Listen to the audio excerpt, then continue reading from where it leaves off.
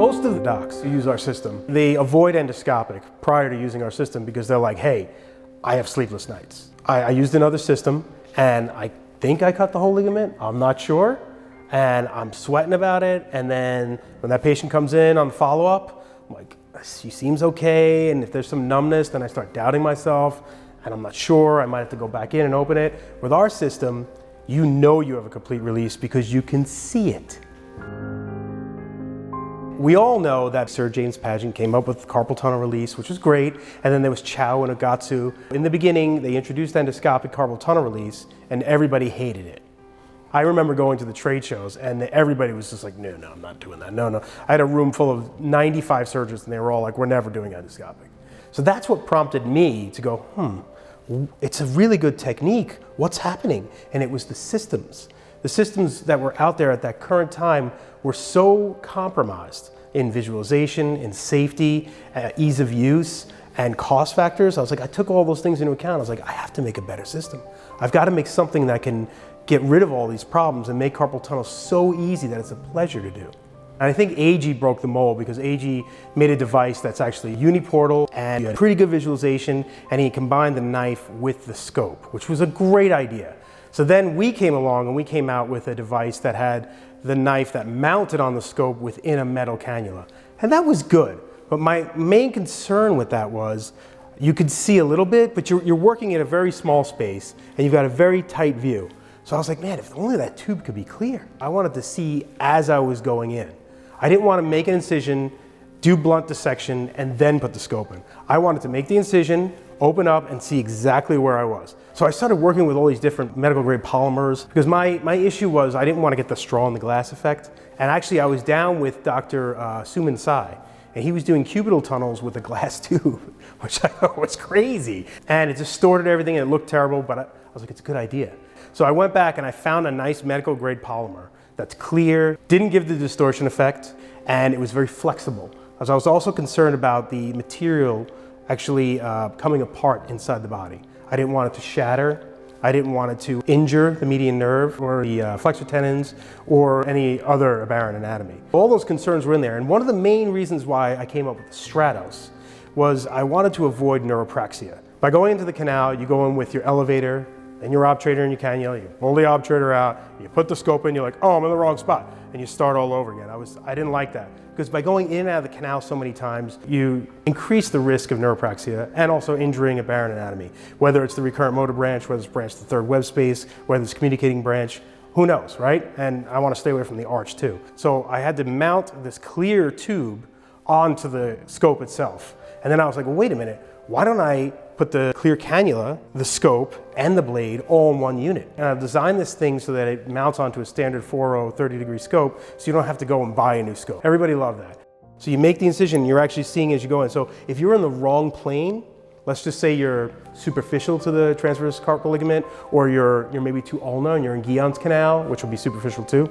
You want to be able to see that immediately, back out, and reposition yourself. And I think that's a really big advantage. Isn't it? You're not feeling it, you're seeing it. And I remember in the beginning we had to teach the docs, like they would see the monitor and they would start putting it in. They're like, no, look at the screen. They're like, oh wow, it's great. You know, and it made a huge difference. I also designed the device to be a dissector as well.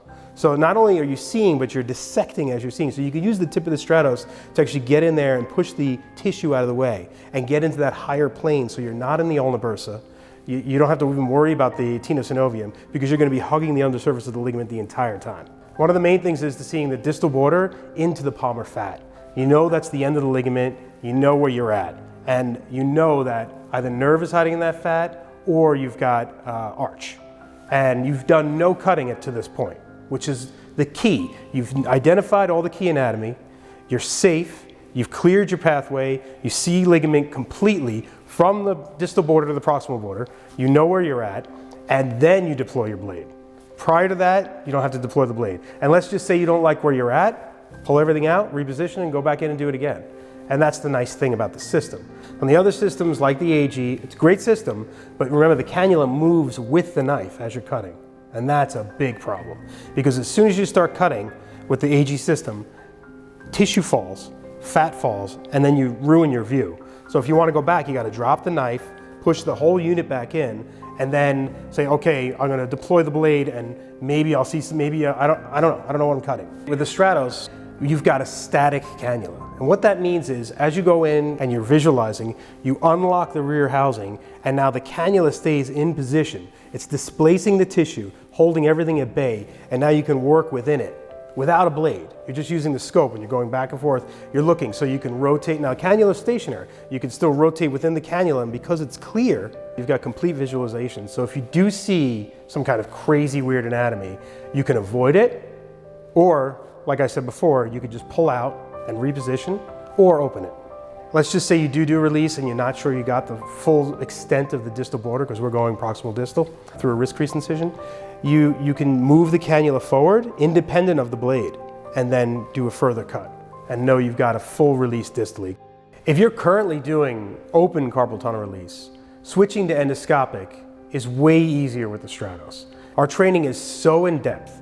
Our guys come in, I'll come in, we'll sit down and we'll go over every step of the procedure with you. We will go through the anatomy, we'll bring a cadaver in, we'll go through the procedure step by step, walking you through it, answering all your questions, showing you pearls and little nuances to the technique, and then we'll open it up afterward, see what we did, and you get a level of comfort with that you just can't get anywhere else. Not every company does that. We're a little bit overboard with it. We're like, okay, we'll do a lab with you, and then if you book cases later and you're like, I think I need another lab, no problem.